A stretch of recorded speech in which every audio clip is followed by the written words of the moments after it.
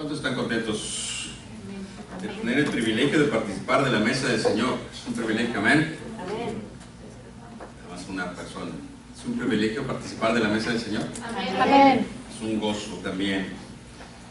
Es algo que yo no, durante algún tiempo yo no entendía, que decía el Señor, es tiempo, es un día especial para el Señor, es tiempo de alegrarse y de afligir el corazón. Yo decía, ¿pero por qué? Si es tiempo de alegrar, ¿por qué hay que afligir el corazón? Y hasta que en la mesa del Señor lo entendí, es alegrarnos por la salvación que Él nos ha dado, pero también afligirnos por el costo tan grande que Él tuvo que pagar por nosotros, por causa de nuestro pecado. Por eso le doy gracias a Dios. Vamos a orar ahora para iniciar el sermón.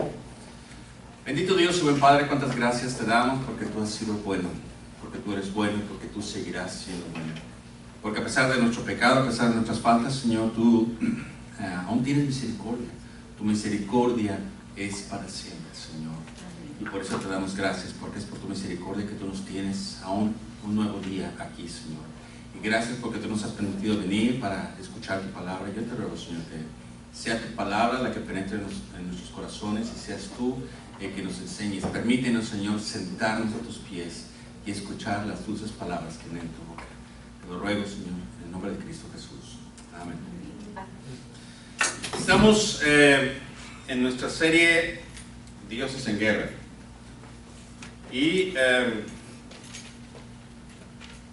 hoy es uno ya de los últimos sermones. Faltan todavía 3 sermones más para que terminemos la serie de Dioses en Guerra. Y después va a haber un sermón sobre ser agradecidos en todo y por todo. Y después empezamos una nueva serie para terminar el año que se llama Hijo nos es dado. Con eso ya terminamos el año. Y vamos a empezar el año 2015 con una serie que a nosotros nos llamó mucho la atención. Se llama Activando el Poder de Dios en Nuestra Vida. Y es una serie de sermones doctrinales, teológicos acerca del Espíritu Santo en nuestra vida. Amén. Después de esa serie vamos a tener otra serie que se llama Dignos de Imitar, donde vamos a ver la vida de grandes hombres de la Biblia. Así es que ya les estoy adelantando más de 6 meses del próximo año sobre los sermones que vamos a tener. Y quiero adelantarme un poco acerca de esos sermones. Quiero hablarles sobre la vida de uno de esos grandes hombres que vamos a ver. Y precisamente de él estábamos hablando hoy en la mañana en la clase de escuela dominical, que es acerca ¿de quién estábamos hablando en la escuela dominical? Los que venían David. De David, así es. Estamos hablando acerca de David. David es un hombre que tuvo muchos logros. Él logró ser un buen pastor, ¿sí? Logró tener un rebaño y logró ser un buen pastor, al grado de que después el Señor lo pone como pastor de su pueblo. Después, ¿qué otro logro tuvo David? Logró manejar la onda para tirar piedras de una manera tan espectacular que a una distancia como de 30 metros alcanzaba a pegarle a un cuadrito de entre 3 por 7 pulgadas. Ahí era capaz de poner la piedra. ¿Por qué un cuadrito de 3 por 7? Porque es lo que calculan que era el espacio que estaba descubierto de la frente de Goliat. Tuvo precisamente el logro de vencer a Goliat, aparte de que había vencido al león, al oso. ¿Qué otro logro tuvo David? Dice que David tenía gracia delante de todo el pueblo de Israel. Primero de Samuel, capítulo 18, del 14 al 16, dice, y David se conducía prudentemente en todos sus asuntos, y Jehová estaba con él. Y viendo Saúl que se portaba tan prudentemente, tenía temor de él, mas todo Israel y Judá amaba a David, porque él salía y entraba delante de ellos. Tuvo el logro de ganarse el favor del pueblo, David. Ese es un gran logro, ¿no? A veces decimos, es que no soy monedita de oro para caerle bien a todos, ¿verdad? Pero David tenía el favor de todo el pueblo, y también cuando fue rey de Judá y rey de Israel, logró vencer a sus enemigos, logró conquistar ciudades importantes. Y hay un versículo en 2 de Samuel 5:10 que dice, y David iba adelantando, o sea que sus logros eran constantes, iba adelantando y engrandeciéndose, y Jehová, Dios de los ejércitos, estaba con él. Además, David logró traer, uno de los logros importantes de David es traer el arca del pacto de regreso a Jerusalén. ¿Dónde estaba el arca del pacto? Babilonia. Los filisteos la habían atrapado y la habían llevado, entonces dice, no, hay que traerla de regreso a Jerusalén. Dios le dio la victoria a David donde quiera que iba. Dos versículos, 2 de Samuel 8:6 y 2 de Samuel 8:14, dice, y Jehová dio la victoria a David por donde quiera que fue. Logros por todos lados, donde volteaba David, ahí tenía logros, ahí tenía la victoria, ahí Dios le estaba dando la victoria. Pero pasó algo que también vimos en la clase, pasó algo con David. David comenzó a confiar en sus logros. David comenzó a tener un exceso de confianza en lo que había logrado y en la gente que le había ayudado a lograrlo, porque junto a él y debajo de él había un grupo que la Biblia les llama los valientes de David.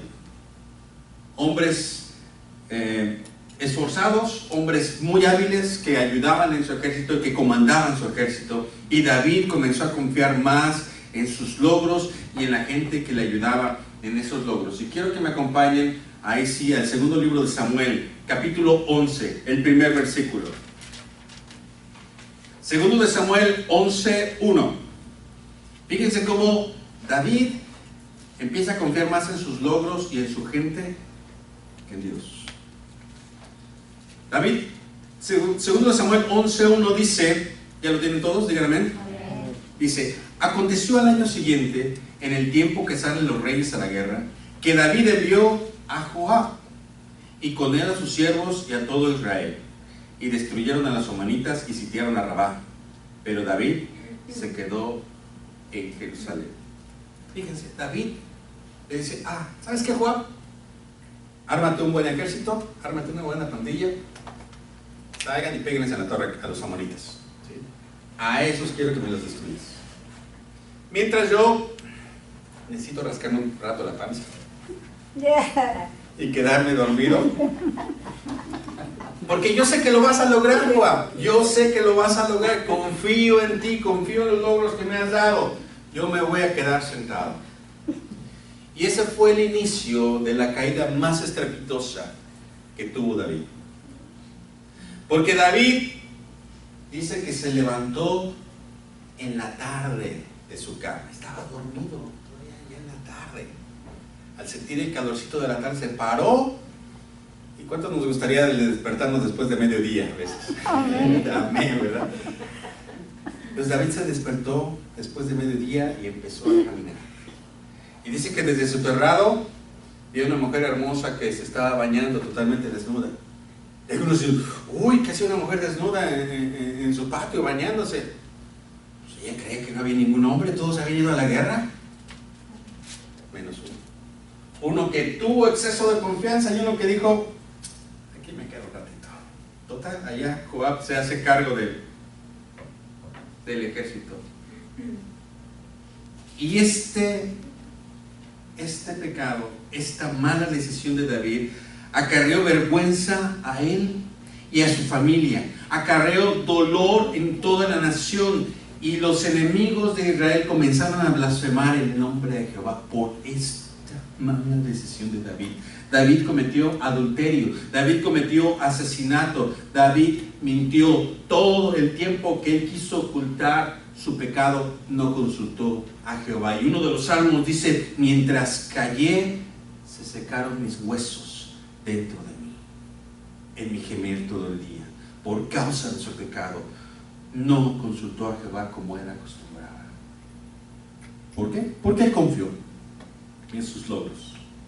Y precisamente el tema de hoy es el Dios de los logros. Y uno va a decir, bueno, que no es similar al Dios del éxito que vimos hace 2 semanas, hace 3 semanas. Aquí hay algo muy, muy interesante en este Dios de los logros, que si nos fijamos bien, debemos de identificarlo. Es muy difícil de identificar este Dios. Se esconde, se escabulle entre todas las cosas buenas que podemos lograr por nuestro esfuerzo y por nuestro arduo trabajo. Ahí está escondido. Es tan astuto, es tan escurridizo que muchas veces es imperceptible. No lo vemos. Es un Dios demasiado inteligente y sabe aplicar la sabiduría humana para hacernos creer que adorarlo está bien. Incluso es capaz de usar las escrituras torciéndolas para que en vez de adorar a Dios lo adoremos a Él. Dibuja una línea tan delgada entre el servicio de la adoración a Dios y el servicio de la adoración a sí mismo. Susurra a nuestro oído. Fíjense cómo susurra a nuestro oído y nos dice: ¿te has esforzado tanto? Has hecho mucho más trabajo que cualquiera de los de tu alrededor. Creo que mereces un descanso, ¿no? Relájate, descansa. No necesitas ir a la iglesia, ya irás otro domingo. También nos dice: creo que ya estudiaste lo suficiente, ya estás muy preparado para el examen y además ya es noche. Duérmete, ya orarás mañana. ¿Les ha pasado así? Y así dice argumentos sobre que la casa necesita estar limpia, sobre que el trabajo necesita estar terminado, sobre que el cuerpo necesita estar más saludable, sobre las actividades escolares que deben ser cumplidas, las reuniones familiares, las citas de trabajo, los programas de la iglesia, los sermones del domingo y más actividades que nos encierran y nos acarrean a la tiranía de lo urgente. ¿Les ha pasado que caemos en la tiranía de lo urgente? Uno de los ejemplos más palpables que tenemos en la Biblia es la iglesia en Éfeso. Pablo, durante su segundo viaje misionero, viajó con Silas y un grupo de hermanos desde Antioquía, en Asia Menor, lo que hoy es Turquía, y viajan hacia el occidente. Y es la primera vez que se predica el evangelio en el continente europeo. Predican en Filipos, predican en Atenas y predican en Éfeso. La ciudad de Éfeso tenía en aquel entonces uno de los monumentos más majestuosos, considerado una de las 7 maravillas del mundo antiguo, el templo de Diana. Y ahí, en ese lugar, Pablo llegó con sus compañeros de misión y ahí estuvieron predicando. Y Pablo se regresa a Jerusalén, pero le dice a un matrimonio fiel, un matrimonio fuerte, un matrimonio de toda su confianza, Priscila y Aquila, muy instruidos en la palabra de Dios, les dice: ¿saben qué? Les encargo la iglesia en Éfeso. Y ahí se quedan ellos.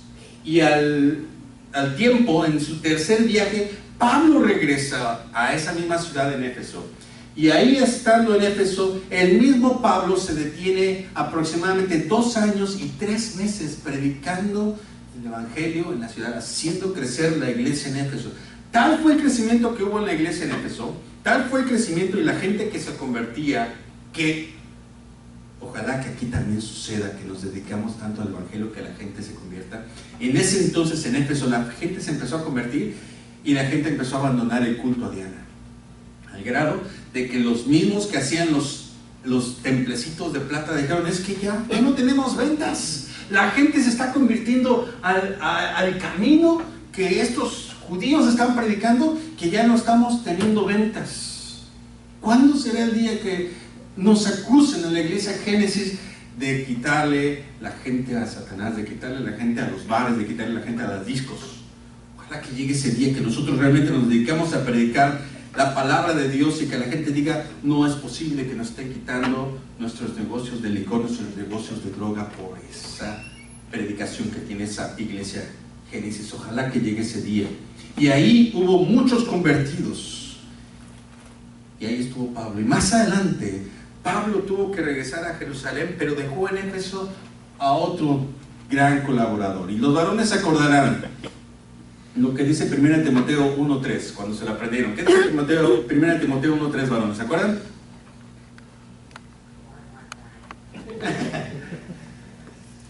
Por esta razón, Timoteo, te dejé, ¿en dónde? En Éfeso. En Éfeso, ¿sí? Pablo dejó a Timoteo en Éfeso para que se hiciera cargo de la iglesia. Fíjense, Pablo dejó a Priscila y Aquila, él mismo estuvo en la iglesia y también dejó a Timoteo. Él tenía cuidado de la iglesia en Éfeso y además les escribe una carta ejemplar. La carta de los Efesios se considera un compendio, un resumen de teología y doctrina lleno de la sabiduría de Dios. Es una de las grandes epístolas de Pablo, y ahí Pablo resume la majestuosa obra de Jesús desde la eternidad, antes de la creación, la salvación por medio del sacrificio en la cruz, capítulo 1, que los creyentes somos salvos por gracia, no por obras, capítulo 2, la obediencia de Pablo para irles a predicar el Evangelio de Jesús y el sublime amor que dio por la humanidad, capítulo 3, les pide estar en unidad en espíritu conforme a la vida nueva que tienen en Cristo, en el capítulo 4, les da ejemplo de cómo ser hijos de luz y que deben aprender a someterse unos a otros, capítulo 5, y da su maravilloso resumen de la armadura de Dios en el capítulo 6. Parece que la iglesia en Éfeso había aprendido muy bien esa predicación, esa doctrina que Pablo les había dado, y se habían puesto a trabajar. Estuvieron trabajando arduamente y estuvieron ganando almas para el Señor durante mucho tiempo. Y fue una iglesia que adelantó a todas las iglesias de su alrededor, al grado de que el mismo Señor Jesús, cuando está dando su revelación a Juan el apóstol, la primera iglesia que menciona es Éfeso. Apocalipsis 2. Acompáñenme ahí a Apocalipsis 2.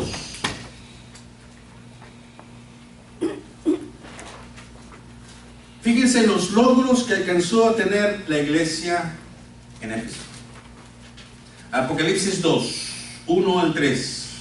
Dice la palabra de Dios así: escribe al ángel de la iglesia en Éfeso, el que tiene las 7 estrellas en su diestra, el que anda en medio de los 7 candeleros de oro, dice esto: yo conozco tus obras y tu arduo trabajo y paciencia, y que no puedes soportar a los malos.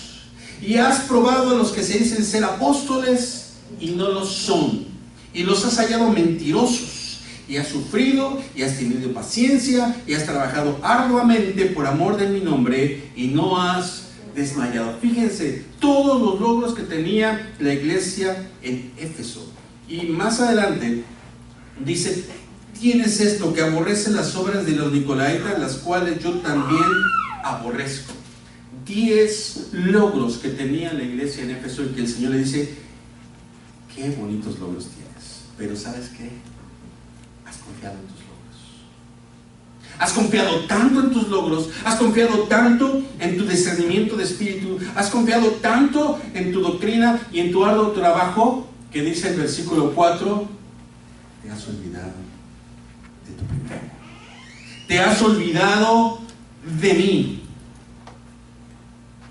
Habían caído en idolatría, habían idolatrado sus logros, habían idolatrado lo que habían llegado a hacer y se habían olvidado de Dios. Estaban trabajando y estaban haciendo la obra del Señor sin el Señor. ¿Es posible? Aquí está. Estaban haciendo la obra del Señor sin el Señor. Pusieron su mirada en su arduo trabajo, en su esfuerzo, y se olvidaron de Dios. Es tan fácil caer en este tipo de idolatría, es tan fácil caer en este tipo de adoración al Dios de los logros, que es casi imperceptible. ¿Estaremos cayendo en ese mismo exceso de confianza? ¿Estará la iglesia de Dios en esta época cayendo en ese mismo exceso de confianza? ¿O estará cayendo en el exceso de confianza que tenía la iglesia en la Odisea? Y más adelante, en el capítulo 3 de Apocalipsis, versículos 17, dice: porque tú dices, fíjense, Dios le está hablando, el Señor Jesús le está hablando a la iglesia en la Odisea, y le dice: porque tú dices, yo soy rico y me he enriquecido y de ninguna cosa tengo necesidad. Y habrá iglesias hoy en día que dicen: somos ricos, nos hemos enriquecido, hemos crecido, hemos abarcado mucho, tenemos misiones en todo Estados Unidos, tenemos misiones en Latinoamérica, tenemos misiones en Asia, tenemos misiones en África, hemos crecido y nos hemos enriquecido, de ninguna cosa tenemos necesidad. Y son iglesias que confían en sus propios logros, que adoran sus logros.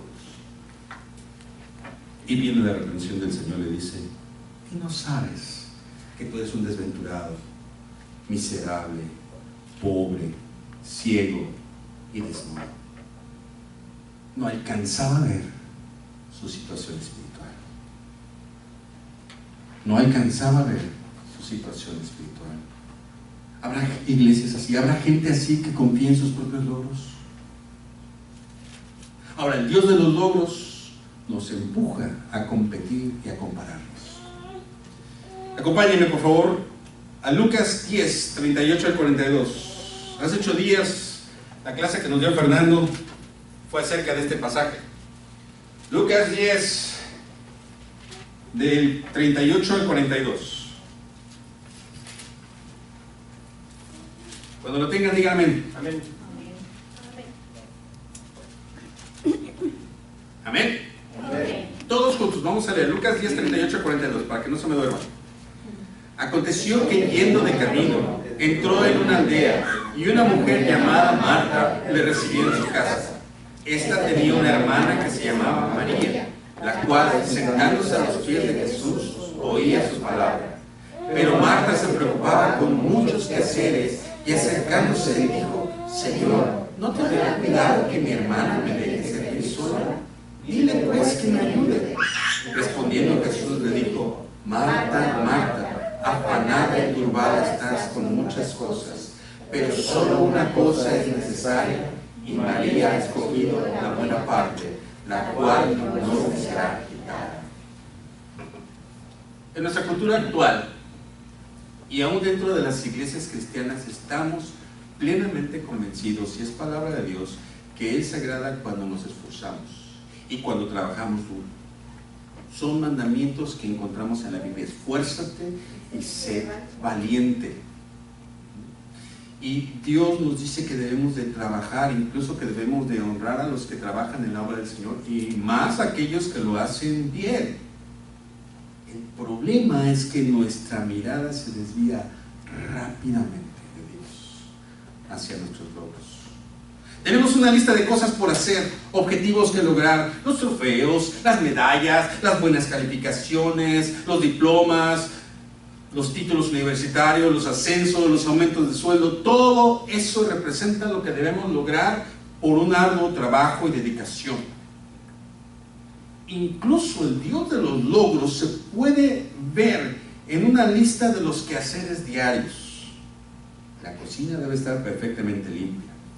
El jardín debe de estar perfectamente cortado. Y obviamente estas cosas no son malas. No son malas, ni son pecaminosas. Son logros con los cuales incluso podemos glorificar a Dios. Pero cuando en nuestras vidas nos llenamos de tanta actividad, a veces no encontramos un lugar para Dios. A veces no hay un lugar para sentarnos a los pies de Jesús y oír su palabra. Y lo único que hacemos es que dentro de nuestra lista de actividades diarias ponemos una cajita que dice ir a la iglesia, y la checamos y ya cumplimos.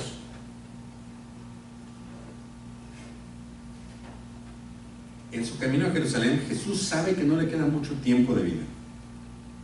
Aproximadamente son 6 meses antes de que Él entregue su vida en la cruz. Su agenda estaba muy apretada. Su trabajo era arduo. Jesús había logrado tantas cosas en tan poquito tiempo. Había realmente y literalmente había volteado el mundo de cabeza con su doctrina. Una vez decía Carlos Spurgeon: ¿qué hubiera pasado si Jesús, en vez de 3 años, hubiera dado 10 años de ministerio? 10 años de ministerio. Si con 3 años lo que hizo, lo que logró, con 10 años. Pero su mente nunca estuvo en sus logros. Su mente nunca estuvo en decir: miren lo que he logrado. No. Juan 4:34, Juan 5:30, Juan 6:38, 39 dice: mi voluntad es que haga la voluntad del Padre, de aquel que me envió. Incluso cuando envía a sus 70 discípulos a que vayan a las ciudades donde Él va a pasar, regresan esos 70 discípulos y le dicen al Señor: Señor, dice Lucas 10:17, volvieron los 70 con gozo diciendo: Señor, aún los demonios se nos sujetan en tu nombre. Y Jesús les dice: cálmense, no se fijen en sus logros. No se fijen en sus logros. No os regocijéis de que los espíritus se sujetan. No aparten la mirada de Dios y la fijen en sus logros. Eso no es lo importante. Lo importante, dice Jesús, dice, regocijaos de que vuestros nombres están escritos en los cielos. No te regocijes en tus logros, dice Jesús. Regocíjate de que tu nombre está escrito en el libro de la vida del Cordero. Regocíjate de que un día el Señor va a pronunciar tu nombre y tú te vas a parar y decirle con lágrimas en tus ojos, pero con la gratitud en tu corazón: aquí estoy, Señor. Ese es nuestro verdadero gozo, esa es nuestra verdadera alegría, no en nuestros logros. Pero fíjense, a pesar de lo estrecho de sus horarios, Jesús se da tiempo de visitar a sus amigos muy queridos. Entra a Betania a visitar a María y a Marta. De hecho es Marta, dice aquí el versículo 38, que es Marta la que le abre la casa. Pero ya dentro de la casa, Marta es la que menos atención le presta a Jesús. Anda de un lado para otro, distraída con tantas cosas, queriendo tener una casa tan digna del visitante que ha llegado, y no tiene tiempo de estar con Jesús. Eso es precisamente lo que hace el Dios de los logros. Nos distrae de la presencia de Dios con tantas ocupaciones, a veces tan insignificantes, pero nos distrae. Y además es muy inteligente, nos ofrece un método de medición. Podemos medir nuestros logros y eso nos hace más eficientes. ¿Sí? Para nosotros es más fácil dedicarle tiempo a lo tangible.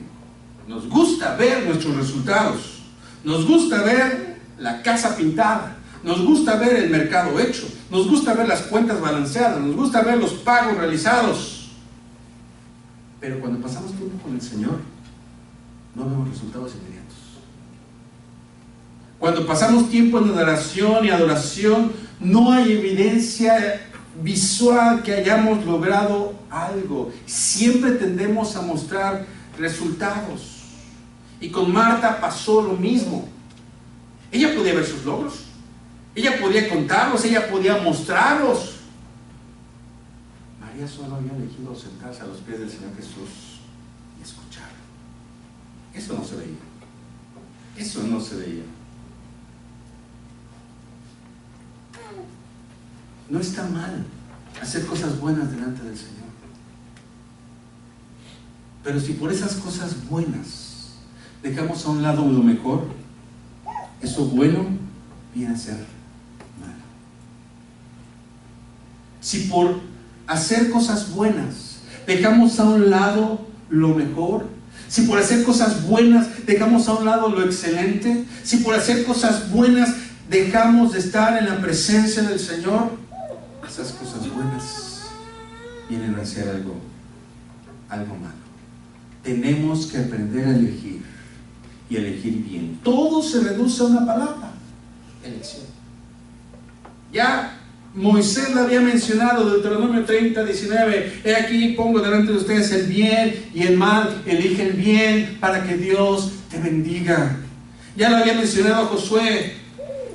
Elijan ustedes a qué dioses van a servir, si a los dioses que sirvieron vuestros padres al otro lado del río, o a los dioses de los amorreos en los cuales ustedes viven, pero yo en mi casa serviremos a Jehová. Ya había mencionado eso Elías, cuando le dice al pueblo: ¿por qué estáis vacilando entre dos pensamientos? Si Jehová es Dios, adorable, y si Baal es Dios, servirle. Elección, elección, elección. Tenemos que aprender a elegir bien. Y con Marta también pasaron características de los que batallan con el Dios de los logros. ¿Saben cuáles son las características, las dos características de aquellos que batallan con el Dios de los logros? Marta se comparó a sí misma con su hermana y dijo: Marta, yo estoy cumpliendo, ella no está cumpliendo nada. Y los dos síntomas que indicaban que el Dios de los logros había ganado la batalla en su vida: uno, una frustración constante con las personas que en tu vida, según tu propia perspectiva, no están haciendo lo que deben de hacer. Una frustración constante. Marta estaba frustrada con María. No era una buena compañera de trabajo, me está dejando trabajar a mí sola. Y María dice, bueno, ¿qué? ¿Estamos en una competencia o qué? O sea, yo no sabía, dice María. ¿Y sabe cómo se refleja esa actitud de frustración? Por medio de una actitud crítica hacia los demás. Empezamos a criticar a los demás. Marta criticó a María por su poca productividad. ¿Estás criticando constantemente a las personas a tu alrededor porque no están haciendo tanto como tú haces? ¿O no lo hacen tan bien como tú lo haces? Quizás no es porque seas un buen crítico, sino solo porque estás mostrando tu frustración. Número 2, un sentido de descontento. Platicaba un gerente de recursos humanos. Decía, en los últimos 2 meses he entrevistado a más de 500 personas. Todos ellos me los envían, dice, del Consejo de Altos Ejecutivos de la ciudad, de altos empresarios, y vienen a pedirme trabajo. Estos altos ejecutivos, jóvenes todos ellos, el mayor de 30 años, pero todos vienen, 500 personas, dice. ¿Y saben qué? De esas 500 personas, 400 personas están frustrados, están en descontento consigo mismos, porque dicen, es que no he logrado todo lo que yo quisiera hacer. Estoy en descontento conmigo mismo porque no he hecho lo que yo quisiera lograr. Están tan enfocados en sus logros, están tan enfocados en su título, están tan enfocados en que les dices, oye tú, fulano de tal, discúlpame, licenciado fulano de tal, o discúlpame, ingeniero fulano de tal, o doctor, sí, porque tengo mi doctorado, porque he logrado hacer mi doctorado, y están tan enfocados en lo que ellos han logrado, que se han olvidado del Señor. Cuando adoramos al Dios de los logros, hay muchas cosas que hacer, y hay muchas cosas que hacer bien, y eso viene a ser lo más importante. Nuestra cultura siempre está ocupada, siempre hay algo que hacer, siempre hay teléfonos que suenan, siempre hay correos electrónicos que contestar, siempre hay reuniones que tenemos que correr para no llegar tarde. Esto es muy común. Ahora, acompáñenme conmigo con su imaginación.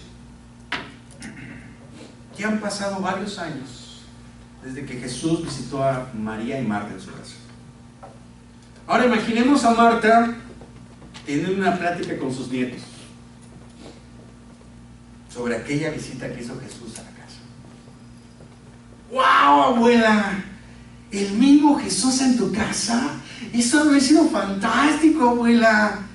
¿No nos habías contado? Sí, quiero contarle a Jesús. Oye, abuela, ¿y cómo era Jesús? Oye, abuela, ¿qué decía Jesús? Yo creo que era maravilloso tenerlo en casa. Imagínense a Marta, bueno, es que, pues la verdad yo estaba buscando aquella vajilla que siempre habíamos tenido en la familia y que sacábamos en ocasiones especiales y la estaba limpiando y bueno, pues también, ustedes saben, una exquisita cena para el maestro porque estaba aquí y luego los visitantes que habían llegado nos habían dejado un tiradero en la sala y había que lavarle los pies a todos esos invitados y pues como yo estaba corriendo de un lado a otro, pues captaba nada más cositas de la plática, pero pues no sabía qué es lo que quería Jesús. Pero ¿saben qué? Su tía abuela María, ella sí se sentó ahí, ella sí eligió bien. Ella sí eligió algo que yo elegí mal, porque yo me enfoqué en mis logros. Ella se enfocó en el Señor. Ella sí estaba ahí. Imagínense el corazón de Marta después de ver a Jesús crucificado, después de ver a Jesús sepultado, y después de verlo resucitado, y después de ver lo que se iba. ¿Por qué tuve tiempo a sus pies? ¿Por qué me dediqué más a lo que yo tenía que hacer que a pasar tiempo con el Señor? ¿Se lo han preguntado alguna vez? Han dicho, ay Señor, es que no tengo tiempo de orar, es que no tengo tiempo de leer tu palabra, es que no tengo tiempo, tengo tantas cosas que hacer, Señor, que pues hay lo que capte de la predicación, o hay lo que capte del video, o hay lo que capte de algunas. No, el Señor quiere pasar tiempo con nosotros. ¿Cuántas veces estamos tan distraídos por todo eso que tenemos que hacer, que nos perdemos esos momentos divinos con el Señor? Nos perdemos esos momentos en comunión, de tomarnos un cafecito con el Señor.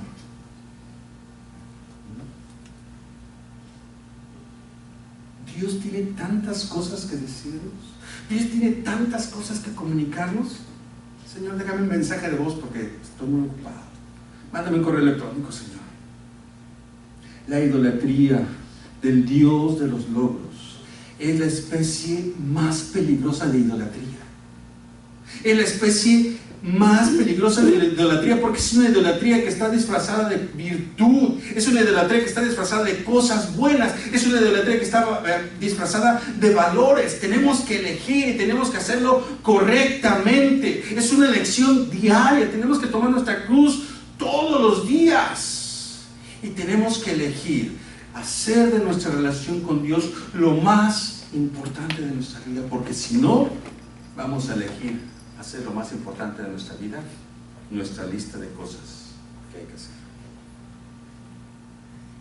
Salmo 46:10. Acompáñenme ahí. Salmo 46:10.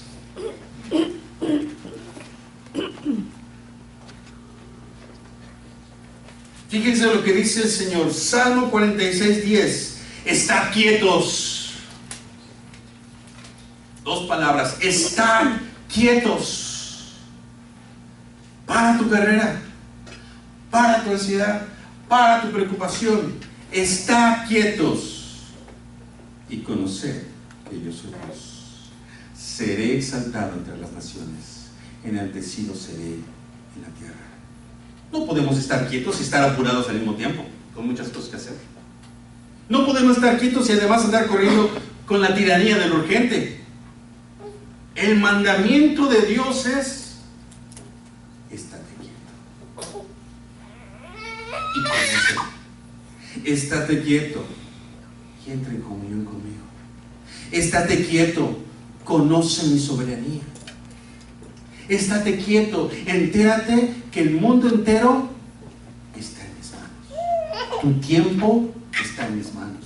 Tu vida está en mis manos. Tu futuro está en mis manos. Tu trabajo, tu familia, todo lo que te urge está en mis manos.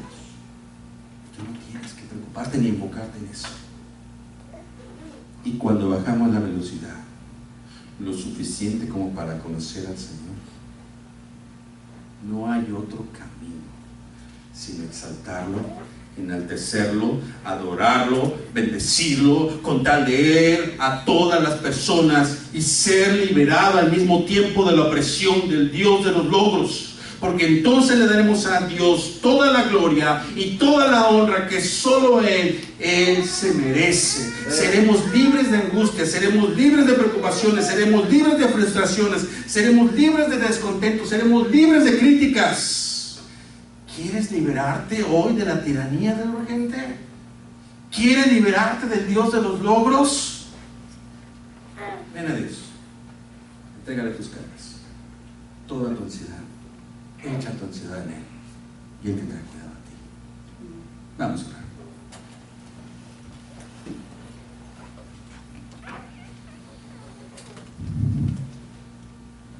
Señor, te damos gracias porque tu palabra es como una espada de dos filos que penetra hasta lo más profundo, y eres tú, Señor, el que discierne los pensamientos y las intenciones del corazón. Yo te doy gracias, Padre, porque tu palabra es la que nos muestra que muchas veces perdemos nuestra mirada en las cosas que tenemos que hacer y no nos enfocamos en ti. Perdónanos, Señor, si muchas veces hemos caído en la tiranía del urgente que el Dios de los logros pone delante de nosotros. Perdónanos, Señor, por habernos puesto, habernos perdido esos momentos divinos contigo, Señor. Perdónanos, Padre, porque muchas veces no elegimos sentarnos a tus pies, Señor, para escuchar tu palabra. Yo te ruego, Padre, que tú nos dirijas, y que tú nos ayudes, y que tú nos perdones. Aquí estamos, Señor. Te adoramos solamente a ti. Te bendecimos solamente a ti, Señor. Y te damos a ti la honra y la gloria por siempre. Y si tú te das cuenta que a lo mejor has caído en ese juego del Dios de los logros, y hoy quieres decirle, rendirte al Señor, decirle: Señor, perdóname, ayúdame, Señor, a enfocarme nuevamente en ti, a reenfocarme en ti, Señor. Permíteme orar por ti. Ven aquí al frente, dobla tus rodillas delante del Señor. No sientas pena, ven aquí al Señor. Él te está llamando. Él está tocando las puertas de tu corazón. Y dile: Señor, yo quiero elegirte. Yo quiero derrotar esos desdeños y adorarte solamente a ti. ¿Habrá alguien más que quiera pasar aquí al frente y decirle: Señor, aquí estoy, ayúdame?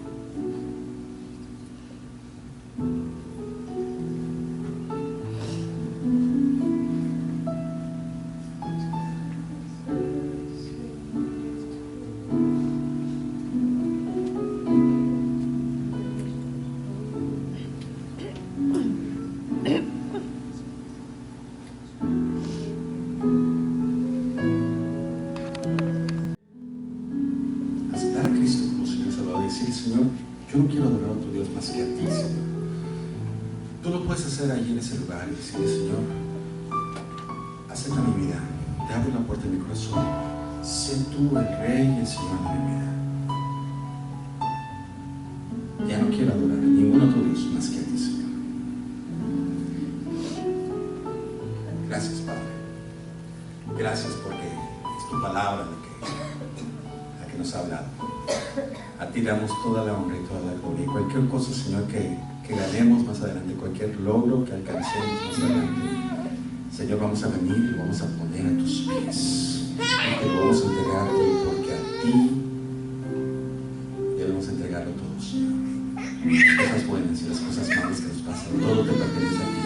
Nuestra vida te pertenece a ti, Señor. Gracias en el nombre de Cristo Jesús.